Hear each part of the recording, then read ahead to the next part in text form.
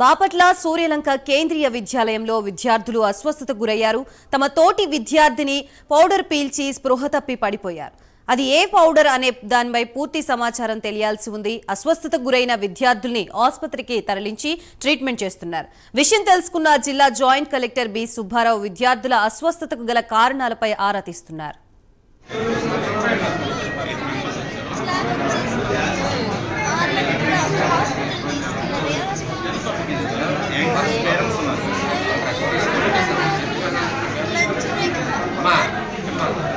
కేంద్రీయ విద్యాలయంలో 6వ తరగతి చదువుతున్న పిల్లలు కొంతమంది ఈ కొన్ని రకాల పదార్థాలు మిశ్రమంగా కలుపుకొని అందులో లెమన్, సాల్ట్, కాఫీ పొడి ఇంకా కొన్ని ఇతర పదార్థాలు కూడా చేరాలని ఒక అమ్మాయి క్లాసులు తీసుకొచ్చిందని చెప్పి చెప్తున్నారు.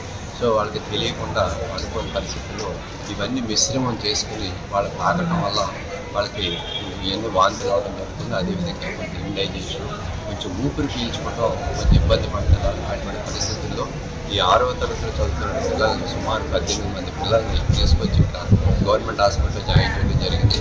అందరికీ వైద్యం అందించడం జరుగుతుంది. అందరికీ ఏ రకమైన ప్రాణాపాయం లేదు. అందరికీ కూడా వైద్యులందరూ ఉన్నారు. తగిన మెడిసిన్స్ అన్ని ఇస్తున్నారు. అందరూ సురక్షితంగా ఉన్నారు. సో ప్రభుత్వం తరఫున అన్ని రకాల చర్యలు కూడా తీసుకోవడం జరుగుతుందని చెప్పేసి ఈ సందర్భంగా నేను తెలియజేస్తాను. ఒక అమ్మాయి టిష్యూ పేపర్లో పౌడర్ తెచ్చింది, సాల్ట్, షుగర్ ఇది తెచ్చి కలిపింది. తడి చేస్తే ఒక అబ్బాయి మొహం మీద పెట్టింది. జోక్ అనుకొని మాకు పెట్టాడు. ఏంటంటే జోక్లా అన్నాడు. ఏం వద్దురా అన్నాడు. కాదు కాసేపు మాకు ఊపిరి తీసుకోవడానికి కష్టంగా కడుపులో నొప్పి అలా వచ్చింది. అందరూ స్మెల్ చూసారా? ఇద్దరు ముగ్గురే. అది స్ప్రెడ్ అయింది క్లాస్. నేను, ప్రకాష్, జాన్రీస్. అది అసలు ఎవరు తీసుకొచ్చిన వాళ్ళు ఎవరు? నవ్యస్. ఏ ఊరు వాళ్ళు? ఈ ఊరు. ఓకే. ఏం చదువుతున్నావు? మీ క్లాసేనా? ఏం చదువుతున్నావు? ఏ క్లాస్? నీకు ఎట్లా ఉంది ఇప్పుడు? 60. బాయ్ నీకు ఎట్లా ఉందమ్మా? నాకు బాగానే ఉంది.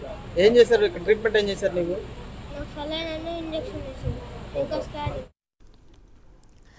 రైట్. బాపట్ల జిల్లాలో జరిగిన కేంద్రీయ విద్యాలయంలో అస్వస్థతకు గురైన విద్యార్థులకు సంబంధించి మనకి పూర్తి సమాచారం అందించడానికి మా ప్రతినిధి రవికృష్ణ సిద్ధంగా ఉన్నారు. రవికృష్ణ, చెప్పండి, కేంద్రీయ విశ్వవిద్యాలయంలో విద్యార్థుల అస్వస్థతకు గల కారణాలు ఏంటి? అసలు ఏం జరిగింది?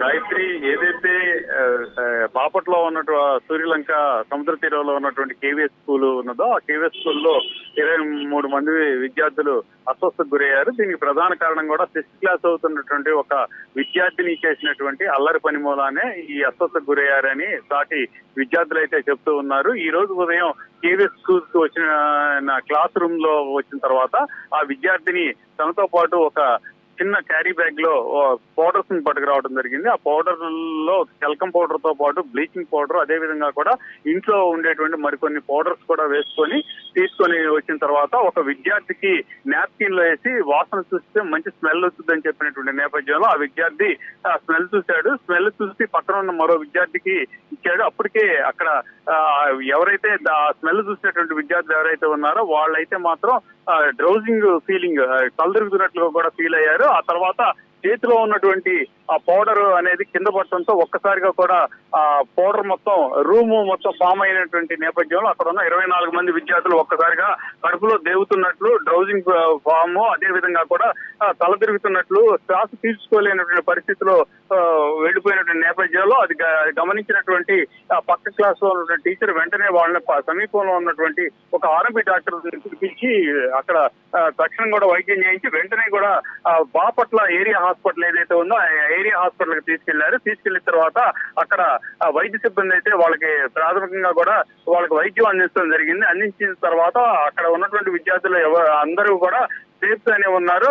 ఇది ఏంటంటే ఈ పౌడర్ కెమికల్ రియాక్షన్ మూలాన ఇలా వచ్చింది అని ఆ డాక్టర్స్ అయితే చెప్తా ఉన్నారు. దీని మీద అయితే మాత్రం ప్రస్తుతం అయితే ఒక పక్కన కలెక్టర్, జాయింట్ కలెక్టర్, అదే విధంగా కూడా అక్కడ ఉన్నటువంటి ప్రిన్సిపాల్ ఎవరైతే ఉన్నారో ఎంక్వైరీ చేస్తున్న పరిస్థితి అయితే ప్రస్తుతం కనపడుతూ ఉంది.